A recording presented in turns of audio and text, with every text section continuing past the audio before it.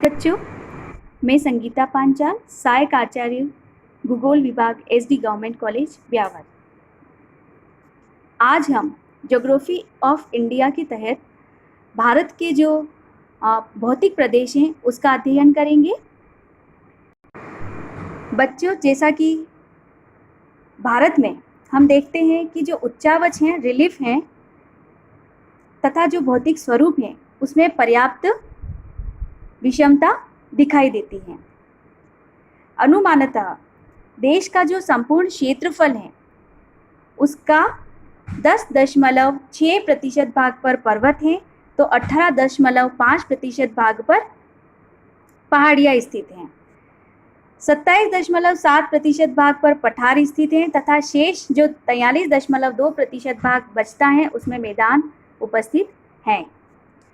उत्तर में देखें तो गगनचुंबी हिमाच्छादित पर्वत श्रृंखलाएं हैं, पर्वत शिखरें हैं, विशाल घाटी, हिमनद, गहरे खड्ड, लंबाकार घाटियां, अनेक जलप्रपात, सघन वनस्पति और सांस्कृतिक विविधताओं से संपन्न हिमालय की उच्च श्रेणियां स्थित हैं। हिमालय श्रेणी के दक्षिण में सिंधु, गंगा, ब्रह्मपुत्र तथा उनकी सहायक नदियों द्वारा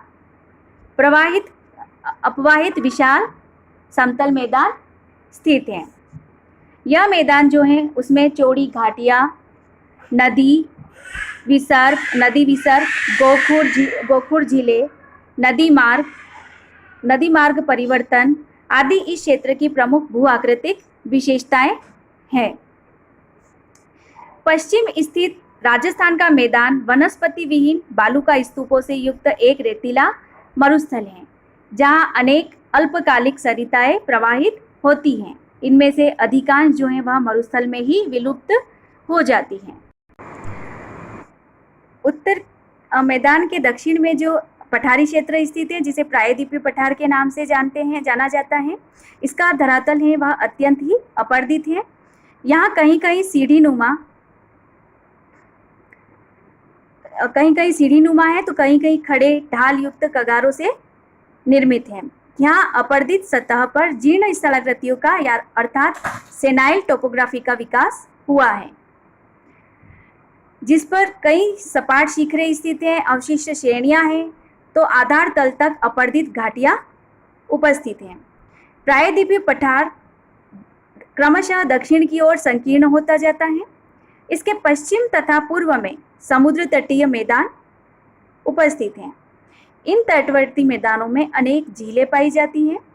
जैसे जैसे हम तट से दूर जाते हैं, अरब सागर और बंगाल की खाड़ी में क्रमशः लक्षद्वीप तथा अंडमान निकोबार द्वीप समूह स्थित है जिसकी उत्पत्ति भिन्न भिन्न प्रकार से हुई है।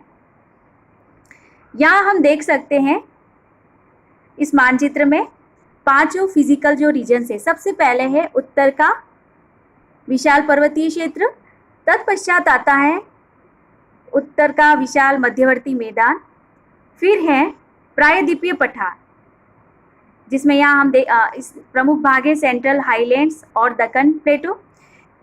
इस प्रायद्वीपीय पठार के पूर्व में और पश्चिम में तटीय मैदान स्थित है। इसके अलावा जो पांचवा जो द्वीप समूह है जैसे बंगाल की खाड़ी में अंडमान निकोबार द्वीप समूह तथा बे ऑफ अरेबियन सी में अरब सागर की खाड़ी जो है वहाँ पर लक्षद्वीप आदि प्रमुख द्वीप समूह उपस्थित हैं। बच्चों, जैसा कि हम जानते हैं कि किसी भी क्षेत्र की जो फिजियोग्राफी है या जिसे हम भौतिक आकृति कहते हैं उसका जो निर्माण है वह आधारभूत शैलें अर्थात आधारभूत शैलों से तात्पर्य आग्नेय शैल, अवसादी चट्टानें और कायांतरित चट्टानें आदि शैलों पर अनाच्छादन की जो विभिन्न शक्तियां हैं या अनाच्छादन के जो विभिन्न प्रक्रम हैं उसके कारण होता है। इसलिए जो भूवैज्ञानिक संरचना है उसके अनुसार ही किसी भी देश की भौतिक आकृति का निर्धारण होता है। जो भारत के धरातलीय उच्चावच है वह भी चूँकि यहाँ की भूवैज्ञानिक संरचना अलग अलग है अतः यहाँ पर धरातलीय उच्चावच में विविधता देखने को मिलती है। देश के जो भौतिक विभाग है उन्हें हम इस तरह से 5 भागों में डिवाइड कर सकते हैं। सबसे पहला है द ग्रेटर नदर्न माउंटेन्स अर्थात उत्तर पर्वतीय पर्वतमाला या हिमालय पर्वतमाला। दूसरा है द ग्रेट प्लेन्स। तीसरा है द पेनिनसुलर प्लेटूज अर्थात प्रायद्वीपीय पठार। चौथा है द कोस्टल प्लेन्स अर्थात तटीय मैदान। और पांचवा और अंतिम है द आइलैंड्स अर्थात द्वीप समूह। अब हम अध्ययन करेंगे जो उत्तर की पर्वतमाला है, उत्तर पर्वतीय प्रदेश हैं, द ग्रेट नदर्न माउंटेन्स, इसके बारे में विस्तृत चर्चा करेंगे। बच्चों, जो उत्तरी पर्वतमाला है, पर्वत श्रृंखला है, उसे 3 प्रमुख भागों में बांटा गया है। पहला तो है द हिमालयन माउंटेन्स अर्थात हिमालय पर्वत श्रृंखलाएं। दूसरा है द ट्रांस हिमालयन माउंटेन्स और तीसरा है द ईस्टर्न और पूर्वांचल हिल्स। बच्चों, अब हम देखेंगे कि हिमालय पर्वतमाला का निर्माण किस तरह से हुआ। हिमालय एक, जैसा कि हम जानते हैं, मोड़दार पर्वत श्रेणी है जो कि टर्शियरी पर्वत श्रृंखला में आती है। तृतीयक मोड़दार पर्वत श्रेणियों का उदाहरण है जो कि भारत और चीन के मध्य में है। लगभग अगर इसकी उत्पत्ति पर हम प्रकाश डालें तो लगभग 80 मिलियन वर्ष पूर्व तिब्बत का जो पठार है उसके दक्षिण तथा भारतीय प्लेट के उत्तर में टैथिस भूसन्नति थी। इन 2 कठोर स्थलखंडों से जो आने वाली नदियां थी उनके द्वारा लाए गए अवसाद जो थे वह टैथिस भूसन्नति में जमा होते गए और जिससे तलहटी की जो भूसन्नति की तलहटी थी वो लचकती गई। प्लेट विवर्तनी के कारण जो भारतीय प्लेट थी वह अफ्रीकन प्लेट से अलग होकर के 12 सेंटीमीटर प्रति वर्ष की दर से उत्तर की ओर प्रवाहित होना शुरू हुई। तिब्बत शील्ड ने यहाँ पर एक अवरोधक का कार्य किया। भारतीय प्लेट के दबाव से टैथिस भूसन्नति का अवसाद 3 चरणों में ऊपर उठा, जिसके परिणाम स्वरूप क्रमशः बृहद हिमालय, मध्य हिमालय एवं शिवालिक हिमालय का निर्माण हुआ। बच्चों, यहाँ इस डायग्राम से हम इस हिमालय की उत्पत्ति को समझ सकते हैं कि किस तरह से प्राचीन काल में पेंजिया नामक एक विशाल भूखंड था। इस पेंजिया भूखंड के जो मध्य में वेगनर के सिद्धांत के अनुसार या कोबर का जो भूसन्नति सिद्धांत है उसके अनुसार अगर हम चर्चा करें तो कोबर के भूसन्नति सिद्धांत के अनुसार जो 2 प्रमुख भूखंडों में पेंजिया विभाजित हो गया। उत्तर का जो था वह अंगारा लैंड या लारेंशिया कहा जाता है, जिसे प्लेट विवर्तनी की सिद्धांत के अनुसार यूरेशियन प्लेट भी कह सकते हैं। और जो दक्षिण का पार्ट था वह गोंडवाना लैंड, जो कि भारत की जनजाति है, एक गोंड जनजाति जो कि दक्षिणी भारत में पाई जाती है, उसके नाम के आधार पर इस दक्षिणी भूखंड का नामकरण हुआ। और प्लेट विवर्तनी की सिद्धांत के अनुसार इसे इंडो ऑस्ट्रेलियन प्लेट भी कह सकते हैं। अब कोबर के भूसन्नति सिद्धांत के अनुसार जैसे जैसे ये जो दृढ़ भूखंड है ये अत्यंत कठोर थे और क्रमशः एक दूसरे की तरफ आकर्षित होते हैं, अर्थात अंगारा लैंड और जो गोंडवाना लैंड है वह दोनों ही एक दूसरे की तरफ आगे बढ़ते हैं और इनके द्वारा यहाँ जो प्रवाहित होने वाली नदियाँ हैं इन दोनों भूखंडों से वह अपने साथ निक्षेपित पदार्थ जो लाती है उसको इस टैथिस भूसन्नति में इकट्ठा करती हैं। धीरे धीरे क्रमशः टैथिस भूसन्नति होती है वह नदियों द्वारा प्रवाहित की गई जो निक्षेपित पदार्थ सामग्री है उससे पट जाती है, अर्थात उससे भर जाती है और यह धीरे धीरे लचकने लगती है और इसमें धसाव की प्रक्रिया होती है, साथ ही इसमें दबाव की प्रक्रिया अर्थात कंप्रेशन भी होता है। जैसे कि यहाँ हम देख सकते हैं कंप्रेशन फोर्स किस तरह से यहाँ पर कार्यरत हैं और इस कंप्रेशन अर्थात दबाव के कारण ही हिमालय माउंटेन जो नवीन वलित पर्वतमाला है उसका निर्माण होता है।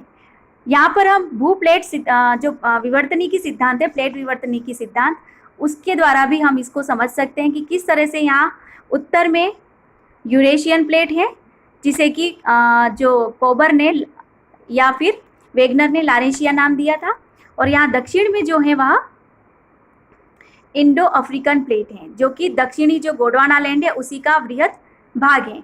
धीरे धीरे जो इंडो अफ्रीकन प्लेट है उससे एशिया जो भारतीय प्लेट है वह अलग हो जाती है और वह टैथिस भूसन्नति की तरफ आगे सरकने लगती हैं।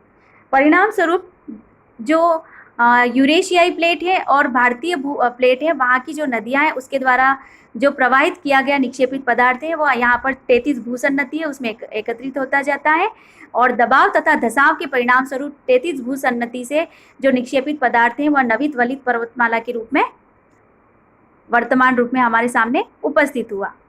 बच्चों, वर्तमान में कुछ साक्ष्य हैं जैसे कि भूभौतिकी सर्वेक्षण, भारतीय भूभौतिकी सर्वेक्षण और चाइना का भूभौतिकी सर्वेक्षण। इन दोनों देशों के जो सर्वेक्षण विभाग हैं, जियोडेसी सर्वेक्षण विभाग, उनके अनुसार जो भारतीय प्लेट है वह 5.5 सेंटीमीटर प्रति वर्ष की दर से उत्तर पूर्व की तरफ, यहाँ हम देख सकते हैं जो भारतीय प्लेट है वह 5.5 सेंटीमीटर प्रति वर्ष की दर से उत्तर पूर्व दिशा में गतिशील है, जिससे हिमालय श्रेणियां 1.2 मिलीमीटर प्रति वर्ष की दर से ऊपर उठ रही हैं। हिमालय की नदियों द्वारा जो लाया गया अवसाद है वह शिवालिक जो पर्वतमाला है उसके पर्वतपदीय भागों के सहारे स्थित तराई पेटी में जमा किया जा रहा है, जिस पर दबाव के परिणाम स्वरूप शिवालिक के दक्षिणी हिमालय के दक्षिण में पुनः एक चतुर्थ श्रेणी का उत्थान प्रारंभ हुआ है, जिसके साक्ष्य प्रमुख जो प्रमाण है वह है सहारनपुर करके यूपी में एक प्रदेश है, सहारनपुर नामक जगह है, वहाँ का देवबंद स्थान है, वहाँ पर मिलते हैं जहाँ पर भूमि के कुछ भाग ऊपर उठने की इंफॉर्मेशन प्राप्त हुई है। बच्चों, जैसा कि मैंने पूर्व में बताया कि जो ग्रेट नदर्न माउंटेन्स हैं, जो उत्तर की विशाल पर्वतमाला है, उसके 3 प्रमुख भागों में उसको हम विभाजित कर सकते हैं। पहला है द हिमालयन माउंटेन्स, अर्थात जो हिमालय की प्रमुख पर्वत श्रृंखलाएं हैं। दूसरा है ट्रांस हिमालयन माउंटेन्स और तीसरा है द ईस्टर्न और पूर्वांचल हिल्स। जैसा कि हम जानते हैं कि हिमालय पर्वतमाला है वह विश्व की सर्वाधिक नवीनतम अर्थात यंगेस्ट माउंटेन रीजन है। यह जो है वह 3 समानांतर पर्वत श्रृंखलाओं के रूप में पश्चिम से सिंधु गार्ज से पूर्व में ब्रह्मपुत्र नदी का जो गार्ज है वहाँ तक विस्तृत है। कश्मीर से लेकर के अरुणाचल प्रदेश तक जो हिमालय श्रृंखला है वो 2500 किलोमीटर, लगभग 2500 किलोमीटर की लंबाई में फैली हुई है, और इसकी जो औसत चौड़ाई है वह 150 है, तथा पश्चिम में जो इसकी पूर्व में इसकी जो चौड़ाई है वह 150 किलोमीटर है और पश्चिम में जो इसकी चौड़ाई है वह है 500 किलोमीटर। यहाँ मानचित्र में हम देख सकते हैं कि किस तरह से हिमालय पर्वत श्रृंखलाएं वह एक चाप के रूप में उत्तर दक्षिण में उत्तर एवं उत्तर पूर्व दिशा में घेरते हुए एक देश की एक प्राकृतिक सीमा का अर्थात एक अवरोध के रूप में स्थित है। जैसा कि मैंने पहले ही बताया कि यहाँ पश्चिम में बलूचिस्तान से लेकर नेपाल एवं तिब्बत होते हुए म्यांमार के अराकान योमा तक जो इसका विस्तार है वो लगभग 2400 से 2500 किलोमीटर है, और चौड़ाई जो है वह 150 से 400 किलोमीटर और औसत ऊंचाई जो है वह 6000 मीटर है। इसका जो क्षेत्रफल है वह लगभग 5 लाख वर्ग किलोमीटर है। यह पर्वतमाला पामीर की गाढ़ से निकलकर विशाल जो पर्वत प्रणाली है उसी का एक अंग है। यहाँ हम देख सकते हैं तिब्बत के पठार में ही पामीर की गांठ है, और यहीं से जो नवीन वलित पर्वतमालाएं हैं इसका आविर्भाव हुआ है, और ये इसी का एक अंग जो है प्रमुख अंग वह हिमालय पर्वत श्रेणी है। इसके उत्तर में अर्थात जो पामीर की गांठ है इसके उत्तर में तिब्बत के ऊंचे पठार जो कि पूर्व पश्चिम दिशा में विस्तृत है और हिमालय के समानांतर स्थित है। लेकिन जो तिब्बत के उत्तर में जो पर्वत श्रृंखलाएं फैली हुई हैं, पर्वत श्रेणियां हैं, वह हिमालय के समानांतर तो है लेकिन यह सरल रेखा में है, न कि एक चापी आकृति में है। अर्थात ये जो पामीर का पठार है, यहाँ के जो उत्तर में जो पर्वत श्रृंखलाएं निकल रही है वो हिमालय के समानांतर है, लेकिन यह एक सरल रेखा के रूप में है, न कि इस तरह से चापीय रूप में है। उदाहरण के लिए जैसे अलिंकांगड़ी, कराकोरम, क्यूनलून आदि पर्वत श्रेणियां ऐसी ही हैं जो कि तिब्बत के उत्तर में स्थित पर्वत श्रेणियां हैं। बच्चों, अगले वीडियो में हम जो हिमालय का भौगोलिक वर्गीकरण है और उसका जो प्रादेशिक वर्गीकरण है उसके बारे में अध्ययन करेंगे। तब तक के लिए all the best. Thank you.